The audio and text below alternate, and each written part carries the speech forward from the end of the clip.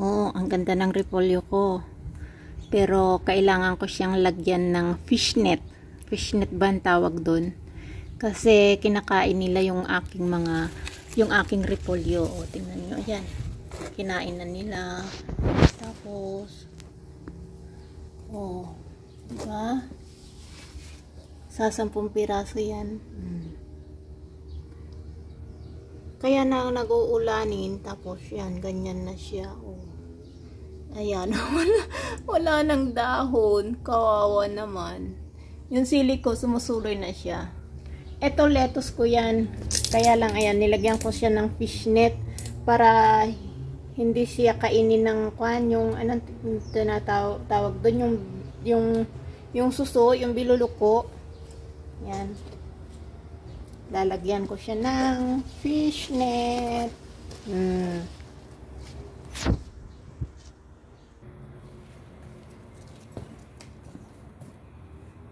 Para-paraan lang yan. O, tingnan niyo kung saan ko itinusok yung aking paglalagyan ng fishnet. Doon din sa paso. Alam niyo kung bakit? Kasi, syempre, semento yan. O, yung mga nakapaso naman. So, naisip ko siguro, hindi naman siya malalaglag, diba? Or hindi siya matutumba kahit doon ko itusok yung pinakang, anong tawag ninyo dyan? Yung stick. Ang hirap din ng walang katulong, yung nag-iisa ka kasi yan. Hindi ko alam kung paano ko siyang ilalagay doon kasi masasagi yung mga tanim ko. Pero okay lang, no choice, diba? Kaya yan, dahan-dahan ko lang siyang nilalagay. Baka kasi pagka bigla edi putol yung aking tanim, ay di sayang. Gunang malalaki na, oh, diba? Mahilig lang talaga akong magtanim. Kaya lang, yung ganyan nga, na kailangan mo talagang asikasuhin na bantayan ng ayos every morning para lang may maani ka. Kasi kung hindi mo siya aasikasuhin ng ayos, wala ka talagang aabutin. Oy, naisipan kong lagyan niyang kanyang fishnet. Ewan ko kung bakit may fishnet kami. Parang yan yata matagal na yata yung nabili. Parang gagawa yata sila ng greenhouse sana para sa mga orchids. Kaya lang, siguro walang space or what. The reason is, hindi ko alam. Kasi nung dumating ako dito, meron na yan parang may fishnet na yan. So, ang tagal na niyang fishnet na yan. Tapos, may mga bakal din na naka-stack dito sa likod ng bahay namin. Yung bakal sana magandang gamitin. Kaya lang, ang hahaba niya. Tapos, wala naman panputol, walang panlagari, at saka medyo malalaki, mahirap din. Itinry ko nga na putulin sana yung bakal.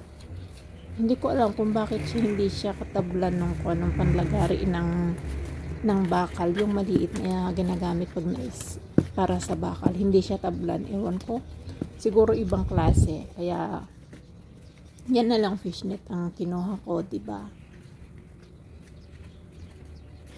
Ang tagal ko rin bago natapos yan. Para yatang nasa 15 minutes bago ko na iayos ng ayos yung aking mga halaman. Kasi syempre kung hindi mo aayusin yung sa tabihan niya, edi useless din. Kasi marami nga yung biluluko, lalo pag umuulan, papasok yung sigurado. So kailangan yung up and down, kailangan maayos siya. Para dun sa up, sa taas, yun, support yun para dun sa mga lumilipad. Doon naman sa baba, protection naman para dun sa mga gumagapang. Oh, kasi sa dami ng bilulo ko, sigurado yan, ubos agad yan. Kaya, yan, tagal-tagal ko rin bago natapos.